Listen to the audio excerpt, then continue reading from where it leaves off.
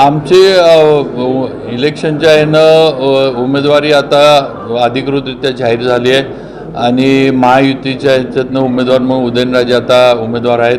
आणि जी ताकद आहे भारतीय जनता पार्टीची या माझ्या विधानसभा मतदारसंघामध्ये, ती ताकद आम्ही पूर्णपणे पणाला लावू की आमचा भारतीय जनता पार्टीचा आणि महायुतीचा उमेदवार जो आहे तो निवडून आला पाहिजे. त्याच्यामध्ये कुठेही वेगळी काही परिस्थिती या विधानसभा मतदारसंघामध्ये होणार नाही याची मला खात्री आहे. आता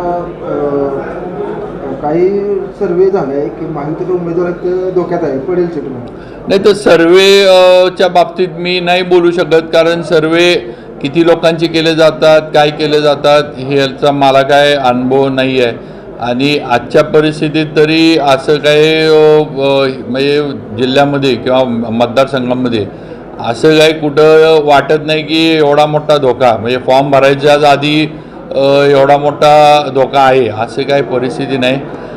निवडणुका म्हटल्या की शेवटी राजकारण आहे, इकडं तिकडं होत असतं, ही वस्तुस्थिती आहे. आणि राजकारणातले जे डावपेच आहेत ते सगळे वापरायला लागतात.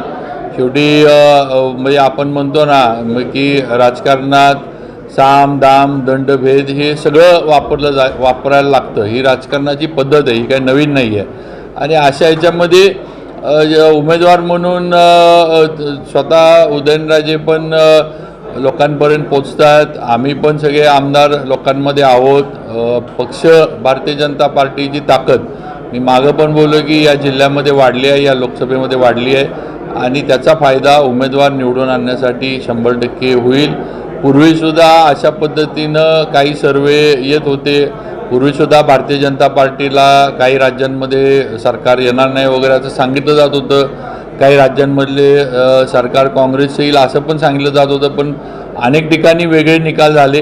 तेव्हा शेवटी मतदानाला गेल्यानंतर मतदार जो आहे तो त्याच्या मतकेंद्रावर गेल्यानंतर बूथमध्ये गेल्यानंतर काय निर्णय करतो हे आज आपण सांगू शकत नाही. आणि मला तरी एक खात्री आहे की आज देशाचे पंतप्रधान नरेंद्रजी मोदी ह्यांची प्रतिमा, यांचं काम आणि यांनी राबवलेल्या समाजातील सर्व स्तरातील लोकांसाठी ज्या वेगवेगळ्या योजना आहेत, या योजना एवढ्या प्रभावीपणे राबवल्या गेल्या त्याचा पूर्ण फायदा लाभार्थ्याच्या हातात पडतो.